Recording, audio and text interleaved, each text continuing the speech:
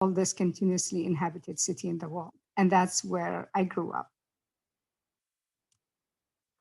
So if we look at the humanitarian crisis in Yemen, based on UN reports, there are 24 million who are in need of some assistance. That's of 30 million people. 14.3 million are in acute need, and we have about 4 million internally displaced people. If we look at the current and projected acute food insecurity in Yemen, that situation is actually quite depressing, because as you can see that between in October to December 2020, there were 13.5 million people who need assistance. However, that number has jumped into 16.2 million expected January to June of 2021. The red areas that you see, these are experiencing extreme hunger. And the other thing is there isn't an area in Yemen that's not experiencing food insecurity.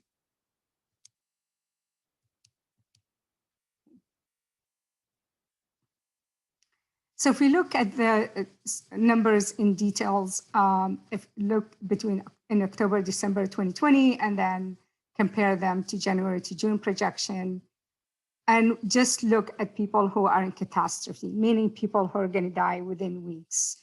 So we had 16,500 people in catastrophe, which means they have a few weeks to live. It's projected that that number will be 47,000 people in January to June of this year. If we compare over time, so Yemen, the war, as was mentioned, as Grace mentioned, started in 2015 with US support. If we look at the numbers from 2017 to 2021, we see an increase in number of people in need. The gray line shows the total population, and the blue line shows children under 5 years of age. And these are statistics from UNICEF. And I also have the references below each slide. This is something that just came out recently. It says Yemen most at risk of humanitarian catastrophe in 2021. This is according to IRC. If we look at the nutrition of children less than 5 years of age, we have 325 children who are experiencing SAM. And SAM means severe acute malnutrition. And these kids, the majority of them are not going to survive. UNAID Chief Mark Lowcock has been sounding the alarm about Yemen for a very long time. And recently, he just this past week said Yemen is speeding toward the worst famine the world has seen in decades. 16 million people in Yemen were going hungry, and 5 million of those people are just one step away from famine. 400,000 children under the age of 5 are severely malnourished. Those children are in their last weeks and months. They are starving to death. This is quite upsetting because we know in this day and age, especially when this is man-made, that it is allowed to happen, something that I cannot understand. This is acute malnutrition threatens half of the Yemeni children under 5, this according to the UN. So if we look at the factors impacting population health, and I would specifically today talk about the blockade and the airstrikes. There is what is called a Yemen commodity tracker. This is a UN system that tracks what gets into Yemen. And of course, because Yemen is under a blockade, we need a tracker that tells us what's going on. This is fuel imports through the Hodeidah port and the share of requirements met. So the gray line at the top, which says 544,000, that's what Yemen needs every month of fuel imports. The red line shows how much was allowed by the Saudi-led coalition. And the green line shows the prices, or what percent of that, of what Yemen needs. So if we look at June, for example, only 1% of fuel was allowed into Yemen. If we look then again at December and January, the range is between 12% and 15%. So there is a chronic, shortages of fuel. And fuel are very important because a lot of the health services in Yemen are now shutting certain hours a day. A lot of the equipments that they need, they can't use them anymore. And as you can see from January 20 to January 21, Yemen never in any 1 month reached even 50% of what they need in fuels. Fuel ships do get close to Yemen, but then they are diverted to Jeddah port, where they can be held for months. This is Griffith, who is the UN envoy into Yemen.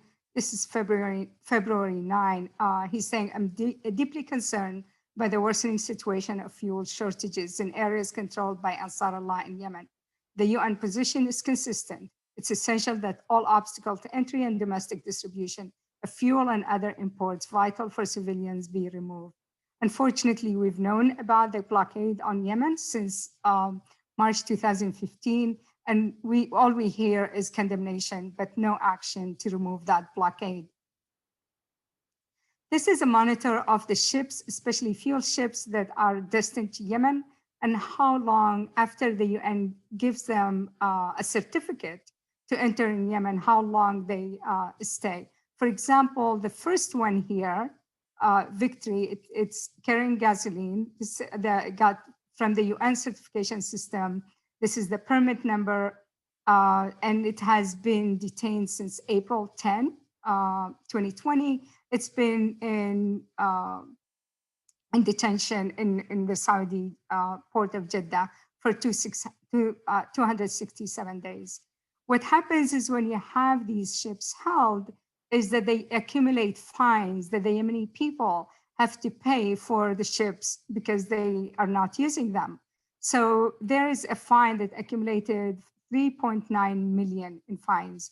This would mean that the prices of fuel, once they are allowed to get into Yemen, are going to be extremely high.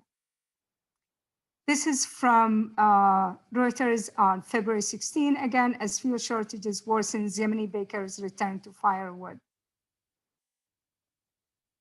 So if we look at the diesel prices also in Yemen as a result of this diversion and blockade on fuel import to Yemen, we see the green line, which is the percent in increase in diesel prices, that the prices have increased, for example, in July to 199%.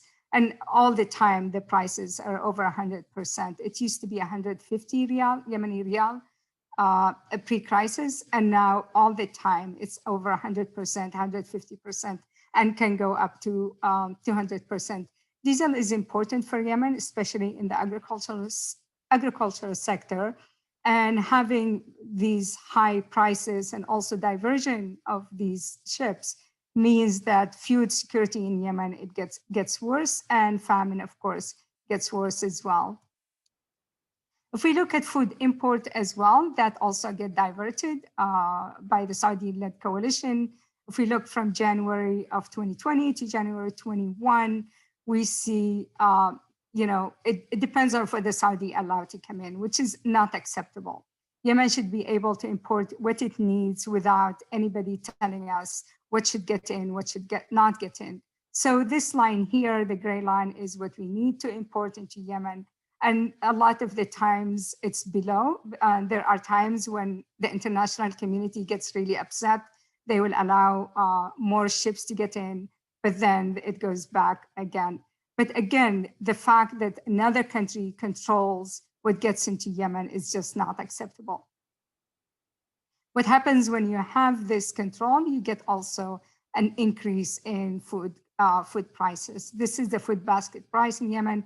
Pre the war, it was this gray line. And as you can see, it increases to about 156%.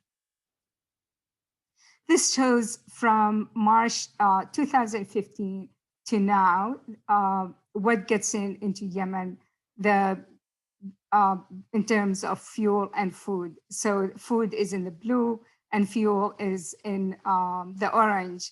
But as you can see, there is a lot of fluctuation depending on the mood of the Saudis, unfortunately.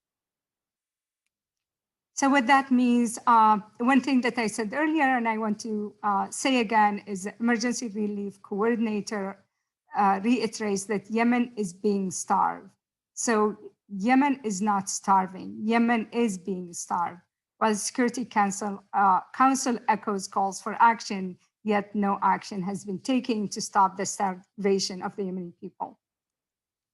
And the other thing also that has impacted the humanitarian crisis in Yemen is air raids and civilian casualty.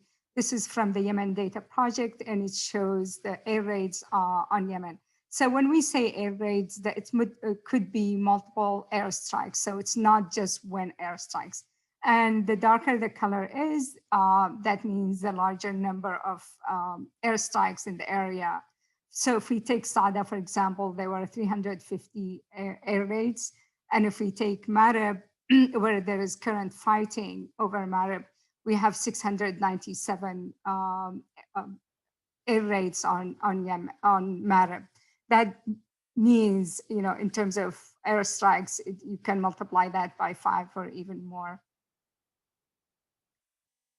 The airstrikes, unfortunately, have purposefully, in my mind, targeted civilian and Yemeni infrastructure. So I actually was very pleased because I keep saying that, and people, think I'm biased. And when I do my reporting on Yemen, I try to use US media and also UK media and UN reports. So I was very happy to see this report from the Washington Post just today.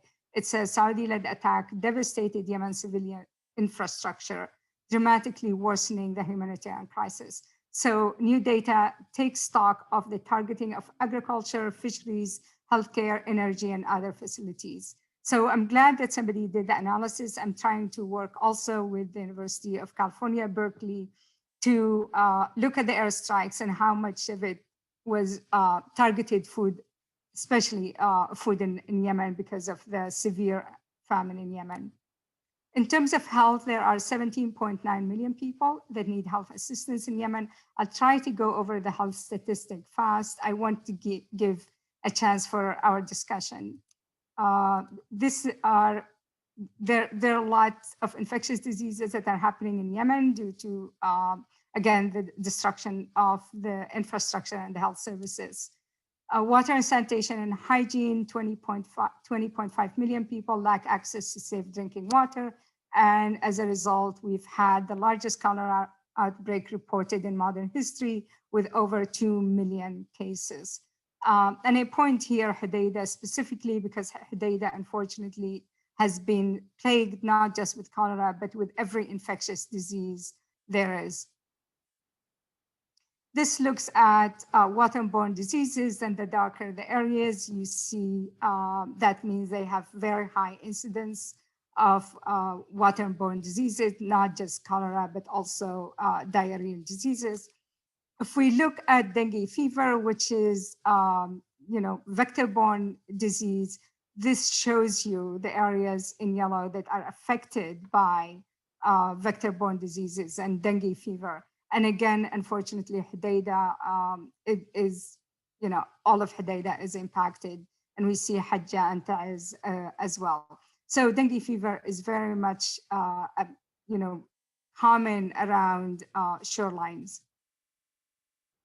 If you look at the indicators for 2018 to 2020, we see the suspected cases, for example, in 2018 was 27,000, and 2020 it was 63,000.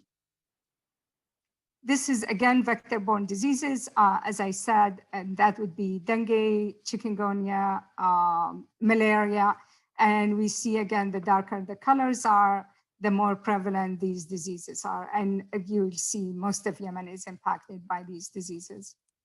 This shows both waterborne and vector-borne diseases, and you can see almost everyone except for Hadramaut and Mahra, which are desert areas. If you look at acute respiratory infections, again, we've seen a huge outbreak last winter in Yemen with high fatality rate. And then we started seeing an increase in fatality rate around when COVID first entered Yemen. This is about 25% fatality rate. This is diphtheria. Yemen has not seen a diphtheria outbreak since 1980 until, unfortunately, the war started. And this shows data from 2019 and to 2020. And we see that the number of cases and fatality have increased. Here we have COVID-19 cases. And here I want to say that the Northern governorates had decided that they're not going to report COVID-19 cases to the World Health Organization. They are counting cases, but they're not reporting it. The Southern governorates are reporting, but they're not fully reporting. And there are multiple reasons why reporting is not good in Yemen. They don't have enough reagents to be able to test for cases. They don't have enough beds to deal with patients. They don't have oxygen, so they have a lot of issues. But out of the 2,180 confirmed, there are 620 deaths, which is about 28% fatality rate for COVID-19. And if we look at Hadramaut here, which has the highest number, almost half of the cases, 1,024, are from Hadramaut. And the reason for that is they have better reporting than other places. So if we look at Hadramaut, this is until January of this year. Hadramaut had 986 cases, about 1/3 of them, 318 died. The impact of COVID-19, there was a survey in Yemen about the impact of COVID-19. Most people in Yemen that surveyed and said that their major concern was food insecurity, that they would rather die of COVID-19 than die of malnutrition or famine, because that is a more painful death. If we look at the Yemen health facilities functional status by September 2020, and actually I looked also at the recent one that was published today, and the data is still the same. We see that only 50% of the health services in Yemen are functional, 35% are partially functional, and 15% are totally non-functional. Again, airstrikes and fighting had resulted in that. So if we look at what are the critical indicators for Yemen, what do they need? We need food security. We need nutrition, to worry about nutrition among the population. WASH, which is access to safe water and sanitation. Health, cholera incidence rate and vector-borne diseases, and protection of civilians. So how has the international community responded to the Yemen humanitarian crisis?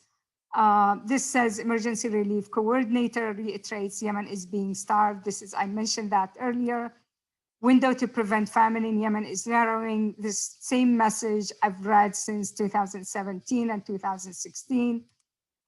This was more recent, February 18. There is an important opportunity right now to help Yemen move towards lasting peace. That opportunity will disappear, will be wasted if Yemen tips into a massive famine. There are 15 of 41 programs closed by October 2020. And they were also, out of the 41 programs, UN programs, 31 closed in the middle of a humanitarian crisis.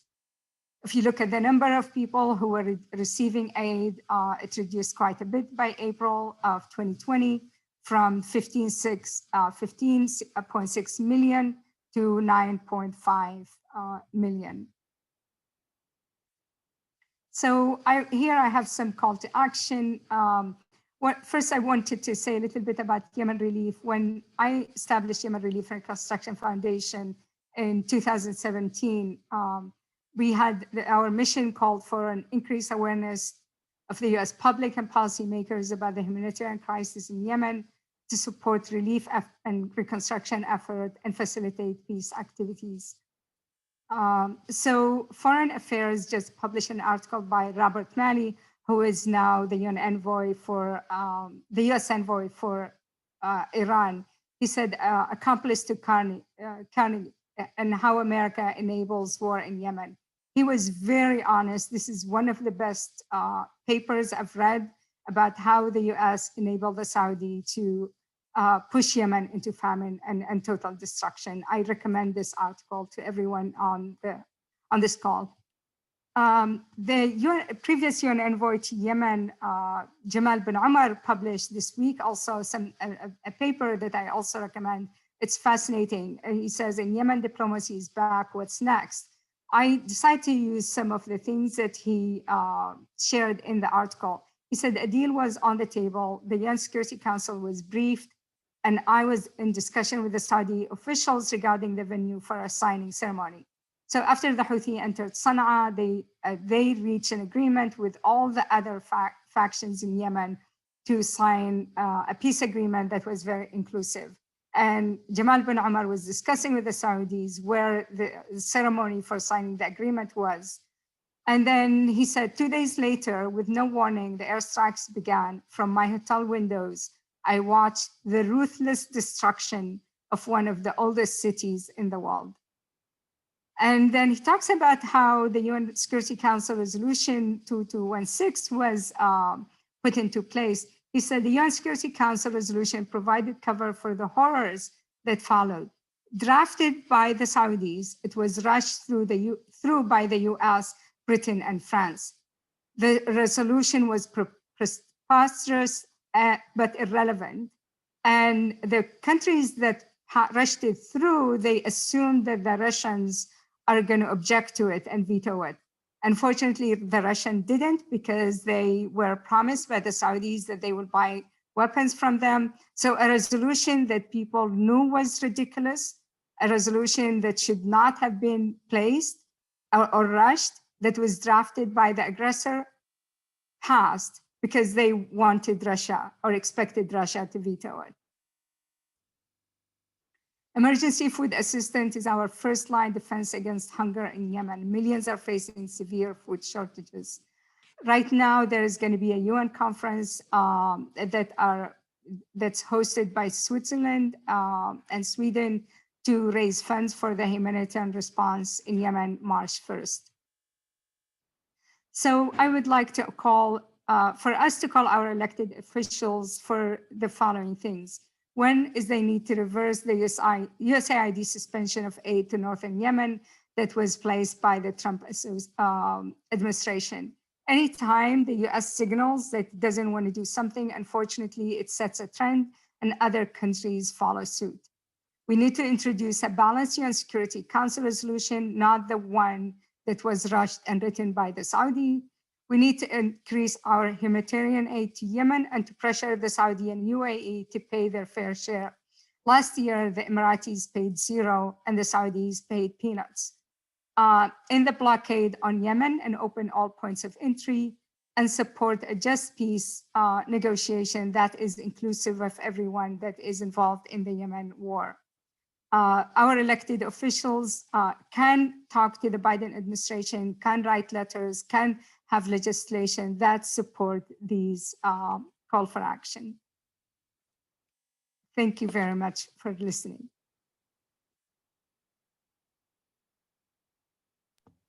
Thank you so much, Dr. Jumaan. We will post those links to the Yemen Relief and Reconstruction Foundation at the end as well. As you guys have questions and comments about this discussion, please post them in our chat. We're now going to hear a bit from Danaka and her organizing and legislative work. Hello, everyone. I'm Danaka. Thank you, Dr. Jumaan, for that wonderful presentation. As Grace said, I've worked a lot with legislation in regard to Yemen. The conditions and humanitarian crisis that Dr. Jumaan just described is a direct result of the Saudi blockade and war on Yemen, Saudi-led, I should say. Saudi Arabia has many allies, including the United States. We're coming up on the 6th anniversary of Saudi intervention in Yemen in March. So next month around, I think it's the 26th. And ever since 2015, the US has supported Saudi Arabia in their war, and that has looked like, at the beginning, we were refueling Saudi jets mid-air, so Saudi Arabia didn't have to stop bombing civilians. They could refuel and keep going. We were doing spare parts to the Saudi Air Force. We do military training. We sell billions of dollars of weapons to Saudi Arabia. So at the beginning of the war, and it got pretty intense in 2018 and 2019, the legislative push in the United States to stop US support for this war looked like a war powers resolution in Congress, which just puts a check on presidential war-making powers, because in the Constitution, technically, Congress is in charge of war making. Things have changed a little bit since 2001. But we actually passed one. CAPA DePaul had a huge role in getting Representative Mike Quigley onto to co-sponsor and sign onto that bill. Ended up passing. Trump used his second veto on it. We were actually in a CAPA DePaul meeting when I got the news. And it's also looked like using the National Defense Authorization Act, which is passed every year to allocate money for the military and the Pentagon, to stop US support for the war, is like to defund it through the NDAA. And then, of course, we had Joe Biden announce a couple weeks ago that he was ending a US offensive support for the war in Yemen. Now what's left is to figure out what the heck offensive support for the war in Yemen means, which arms sales are relevant still, which ones are still going to go through and likely be used to continue the war in Yemen. Also, are we still training the Saudi military? Are we still doing spare parts transfers to the Air Force? So there's a lot of questions. And Representatives DeFazio and Khanna wrote a letter to Joe Biden that closes tomorrow. I will put a link in the chat soon, but that closes tomorrow, asking these critical clarification questions so we can figure out how to move forward legislatively. But yeah, I can answer questions about legislative efforts to stop US support for the war in Yemen. Yemen has a very rich and interesting political history. We don't really have time to get into it, but I will recommend a talk that's on YouTube by Dr. Shireen Aladimi that she gave at Loyola University in Chicago a couple years ago, where she kind of breaks down like why the US is involved, why Saudi Arabia has an interest in Yemen in the first place, and I highly recommend checking that out. Great. Danaka, Dr. Jumaan, thank you so much for sharing some of your incredibly important work and organizing experience with us. So we're now going to move into the Q&A. So everyone, please drop any pressing questions you have for Danaka or Dr. Jumaan in the Zoom chat below, and Grace will read them off to us. In the meantime, I wanted to start off with a question for Danaka, reflecting on what she was just talking about. So Danaka, how do you feel about Joe Biden's current statement to stop the offensive support for the war in Yemen? Would you consider this a victory? How do you define offensive support in Biden's terms, with Biden, of course, being the vice president when the US took action against Yemen? Yeah, I mean, sure, it's a win. Me and Dr. Jumaan had a little Zoom party, I think the night after. And it was something to celebrate, definitely, after years of advocacy. So yes, we deserve to be happy about that. But we also don't really know what offensive means yet.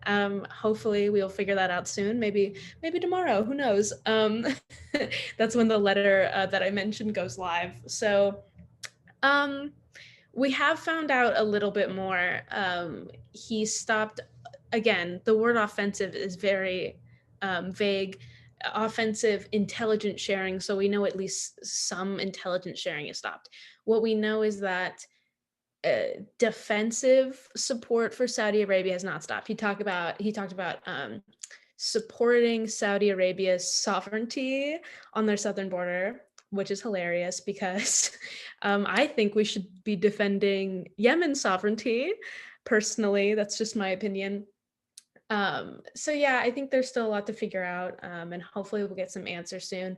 But I would say, ideally, all armed sales would stop to Saudi Arabia and the UAE from the US, from the UK. I think Italy stopped arms sales, which is great. We suspended some really big ones to both Saudi Arabia and the UAE, which is very, very good news. But yeah, there's still a lot of work to do. We're still in the trenches, so. Great. Thank you, Danica. Now I'm going to pivot to a question for Dr. Jumaan. Dr. Jumaan, you have over 30 years of public health experience, including that concerning viral vaccine preventable diseases, cervical and breast cancer research, maternal and child health, primary health care, and women in development. You have volunteers in support in Yemen currently through the Yemen Relief and Reconstruction Foundation. What are they seeing on a daily basis? What are the blockades and USAID suspensions doing to the Yemeni people now, especially under COVID-19?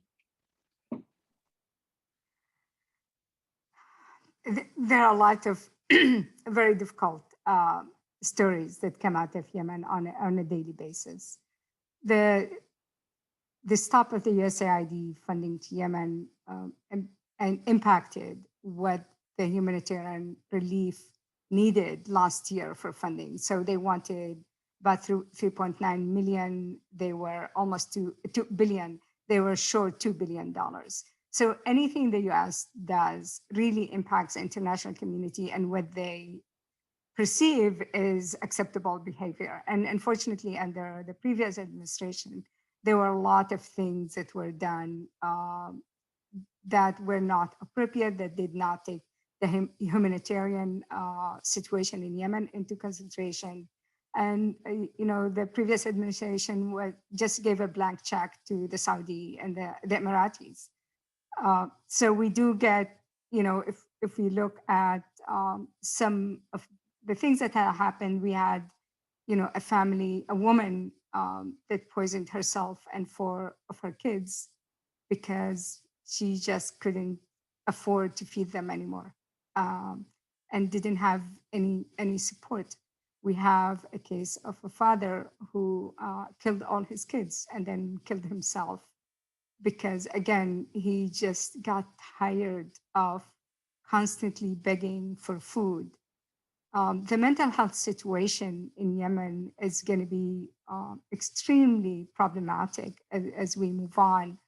A friend of mine did a study on mental health among school children up to age 14, I think it was 10 to 14, and she found 79% have anxiety and depression. So, and also when we talk about malnutrition, as someone who's done a lot of work in malnutrition before, malnutrition is not something that, would give them food and they're going to be fine the next day. It actually impacts the development, the mental and brain development of the child. So we're talking about millions. I mean, the numbers I have, the UN decides to talk about the one who are going to die next month. But if you look at the actual numbers that I have data on, it's actually 6.5 million Yemeni children. That's a whole cohort who are experiencing malnutrition and will have cognitive development issues. So a lot of these kids are going to grow up not having fully developed cognitive capabilities. That's something that we will have to work with for 50, 60 years down the road. It's not something that will, disappear once this war has ended and once we fed these kids. So, like you said, for someone who's in public health, I try not to think of everything that's negative. I try to remind myself of the positive things. But it's very challenging. The Yemeni community is a very generous community. They have been, they've been in existence for thousands of years. And although there are about 4 million internally displaced people in Yemen, we don't see a lot of refugee or internally displaced people's camps in Yemen because they ask people to come and stay with them. So if you're displaced from one area, other people will invite you to come and stay with them. I remember I have family in Aden when there was heavy fighting in Aden.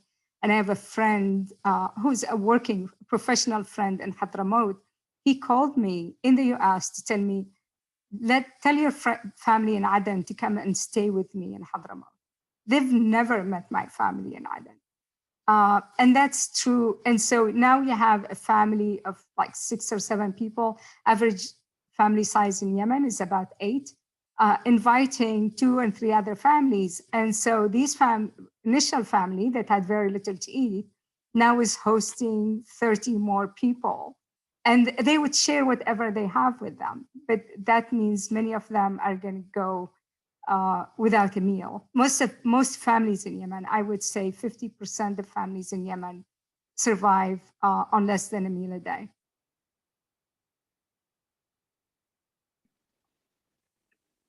Thank you so much for sharing, Dr. Jumaan. I think we have a question in the chat. Yeah, we have a question about the UN resolution that the US, Britain, and France all passed.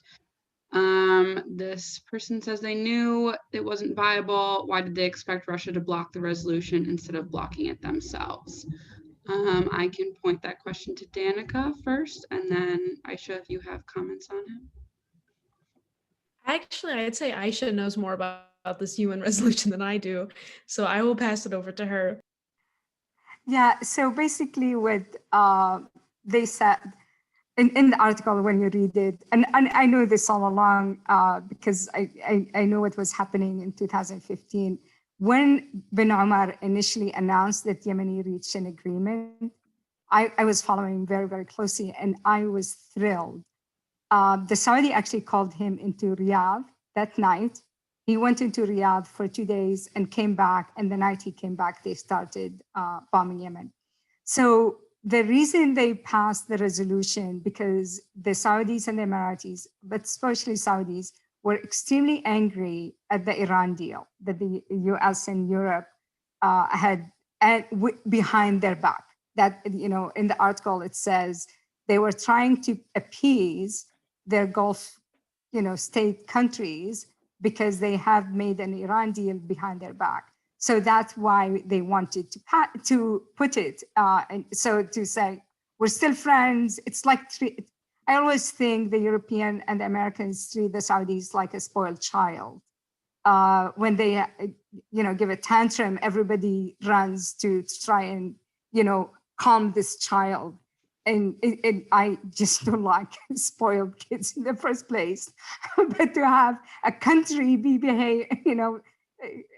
treated like a spoiled child is something, I'm not going to comment on that anymore. But anyway, so because every time these 4 countries, actually, France, UK, and Britain, and the US put something in the UN, Russia always objects. It's been traditional. So there were a lot of UN resolution against Syria, and Russia objected to all of them. But what they didn't calculate is Russia objects on Syria because they have interest in Syria. They want Syria for their own personal national interest. Yemen for them is not important because, Mohammed bin Salman did visit Putin immediately after that and signed a huge, arms deal with the Russian. So again, it's just stupid because the UN Security Council is supposed to be guarding peace, not use it to try and pamper a country that's having a fit.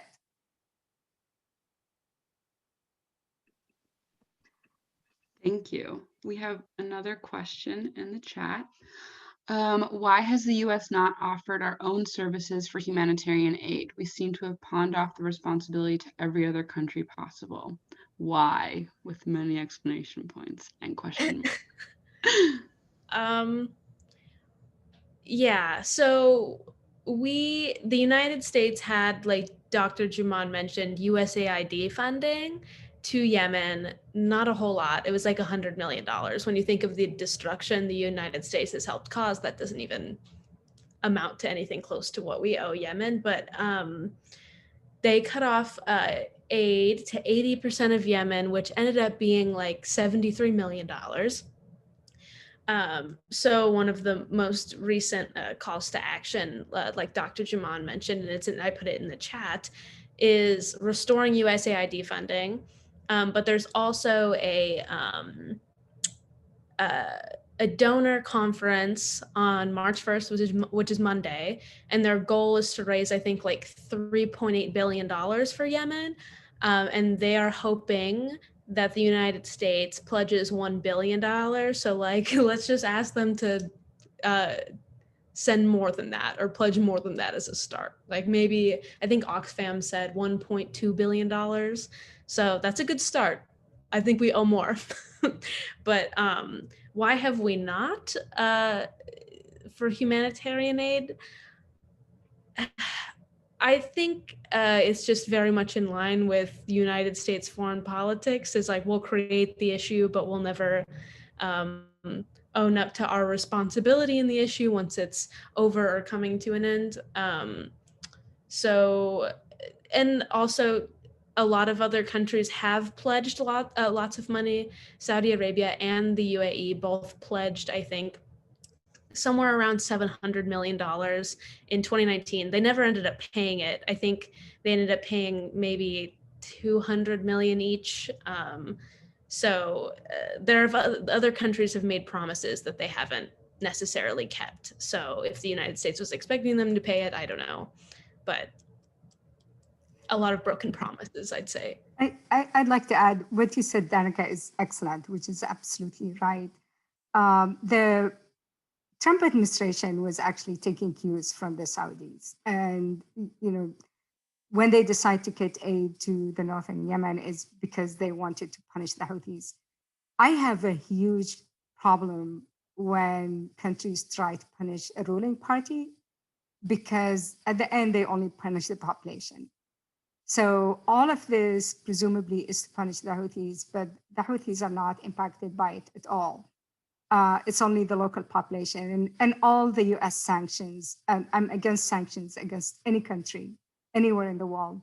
All the same, whether we look at Cuba, whether we look at other countries, Iran, or even under Clinton, Iraq, where 10 million kids were affected by it.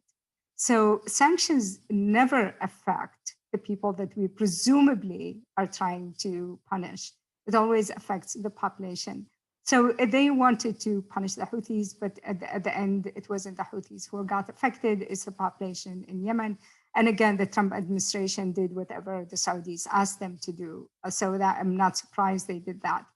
What worries me about US not reversing this is US really does set the trend. So in 2019, because the administration in the US was hostile against the Houthis in northern Yemen, they actually, I wouldn't say intimidated, but discouraged support to the humanitarian funding for Yemen. So whatever the US does, other people really pay attention. And this is what I keep telling people in the US government. What you do affects what other countries do. So it's very important for you to show good faith and show that you really mean what you say, so other countries will feel comfortable, pitching in and helping in Yemen. And I'll just quickly add to that, if anyone on this call is very concerned about, getting food to people, getting medical supplies to people, Yemen Relief and Reconstruction Foundation is an extremely trusted organization in Yemen.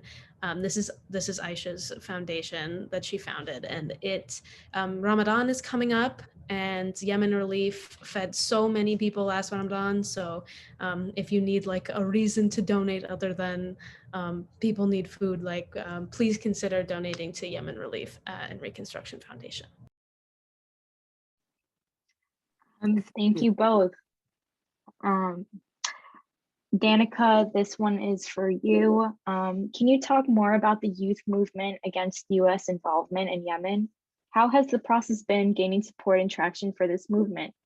How has working with CODEPINK changed your perspective on the Yemeni support movement in the US? And as a short follow-up to that one, are there any other actions being spearheaded by CODEPINK that we as students can jump on? Yeah, I think the movement for justice in Yemen in the US specifically has changed a lot since 2018 when I got involved. A lot of young people are involved in CODEPINK, in Yemen Relief, in any organization doing an Action Corps, Yemeni Alliance Committee. I recommend following them, and their chair, Jihan Hakim, for updates on Yemen. Yeah, I don't know. I think I'm doing a lot of the same work that I was doing before I started at CODEPINK. So I think, what was the question? How has it changed, or how has my perspective changed? Yeah, it's how has it changed your perspective, the Yemeni support movement in the US?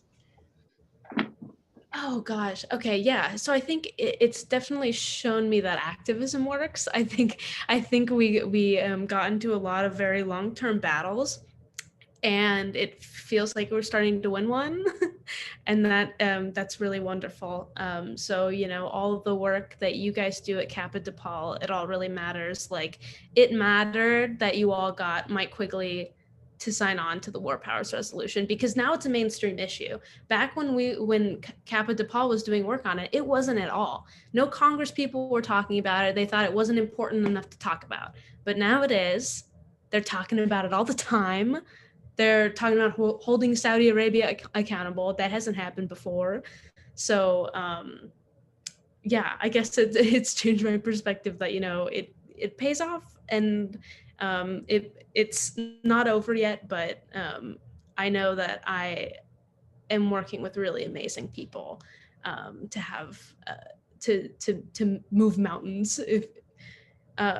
And then CODEPINK, we have a lot of actions on Yemen all the time. You can go to codepink.org, sign up for our updates if you want. There's also the Peace Collective, which is people under 30 who want to get involved in the peace movement.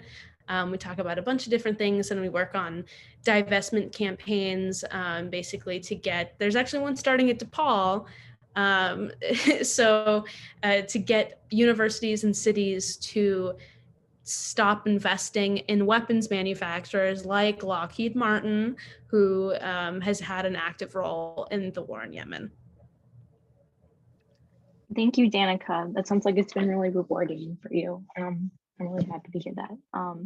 I think we can fit, actually, I don't think we can fit any more questions in. We're kind of reaching our cap as we approach 7:30.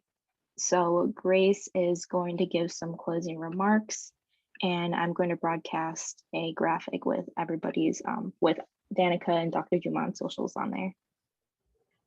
Thank you. Yeah, I want to say again, thank you both so much for joining us tonight, and thank all of you for coming to our discussion. I just wanted to open the floor again to Dr. Jumaan and Danica if you want to boost any social donation links or events that are not already included in our graphic. We have links to the Yemen Relief and Reconstruction Foundation in the chat, where you can donate and look up what they're doing on the ground in Yemen. We also have links to the Yemen campaign at CODEPINK that Danica spearheads, and we have links to the Yemeni Alliance Committee on Twitter and links to Danica's Peace Collective at CODEPINK.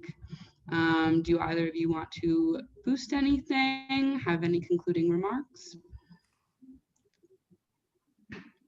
Okay, I just want to share one event that's coming up on the 25th. It's a movie called The Hunger Word. It's going to be hosted by FCNL. Please visit their website. You will find information about the movie. Representative Adam Smith, who is the chairman of the Armed Services Committee, is going to be present also, and there's going to be discussion. And the reason I think it's important to see the movie, because we talk about a lot about famine in Yemen and we talk about large numbers. The movie shows two healthcare workers dealing with children who are malnourished. So it brings the message home. If you can, please join us then. Thank you. And I will just plug Yemen Relief and Reconstruction Foundation and CODEPINK have a series called Beyond the War to learn more about Yemen outside of the context of the humanitarian crisis. My co-host is Arwa Moqdad, and we were supposed to have one last week with a coffee expert. Our guest was in Yemen and the Wi-Fi went out, so we weren't able to have it, but our next episode will be about coffee once that's rescheduled. And here's a link to the YouTube playlist. We have one about architecture. We have one with the Yemeni Bosnian artists, and we have one about Yemeni storytelling. So check it out. It's a very fun and uplifting series. Thank you both, and thank everyone thank you so much for coming to our event. This was amazing. I love being in community with every single one of you. I will post all of these links on our CAPA socials later tonight, and please keep following us this week as we have an action week boosting all of these donation links, all of these organizations. But yeah, thank you all so much for coming. Thank you, Dr. Jumaan. Thank you, Danaka, once again. And have a good night, everyone. Thank you. Thank you. Thank you all very much. Bye-bye. Bye-bye. You did great, guys. Thank you, Grace. You did amazing, as usual. Lauren, you did amazing, as usual, always. Thank I love you. you so much. Danica, you also did amazing, as usual, just so we're clear. Thank you. All right, I gotta go to a big CAPA meeting now. I think, yeah. All right, thanks. That was great. I'm so proud of All you. right. Proud of Thank you. Thank you. Love you. Bye-bye. Love you.